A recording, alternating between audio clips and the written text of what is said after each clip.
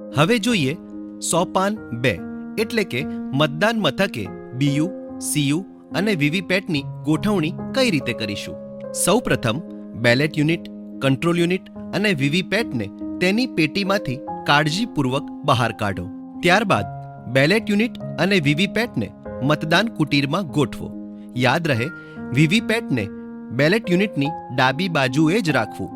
ત્યારબાદ કંટ્રોલ યુનિટને presiding officer અથવા મતદાન અધિકારી કે જેઓ કંટ્રોલ યુનિટનો હવાલો સંભાળનાર છે તેમના ટેબલ પર ગોઠવો, જેથી ગોઠવણી કર્યા પછી કે મૂક પોલ પછી તેને ખસેડવામાં ન આવે.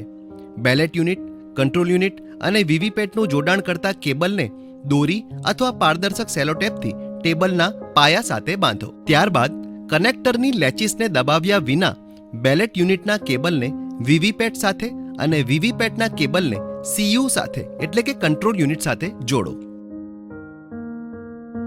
હવે કંટ્રોલ યુનિટને ચાલુ કરતા પહેલા વીવીપેટનો પેપર રોલ નોબ અનલોક કરો એટલે કે ઊભી સ્થિતિ અથવા વર્ટિકલ મોડમાં કરો.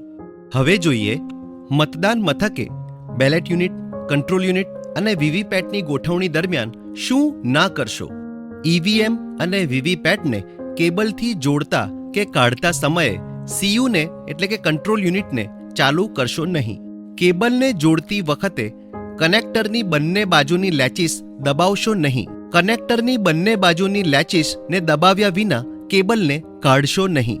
કંટ્રોલ યુનિટને ચાલુ કરતા પહેલા વીવીપેટના નોબને ઊભી સ્થિતિમાં એટલે કે ચાલુ સ્થિતિમાં કરવાનું ભૂલશો નહીં. વીવીપેટને બેલેટ યુનિટની જમણી બાજુએ રાખશો નહીં. કેબલને કોઈ પણ અપારદર્શક આવરણથી ઢાંકવું નહીં. કેબલને પારદર્શક પટ્ટીથી ચોંટાડ્યા વિના છોડશો નહીં. ખુલ્લી બારી કે દરવાજાની પાસે મતકુટીર ગોઠવશો નહીં. વધારે પ્રકાશવાળા બલ્બ કે લાઇટની નીચે મતકુટીર ગોઠવશો નહીં.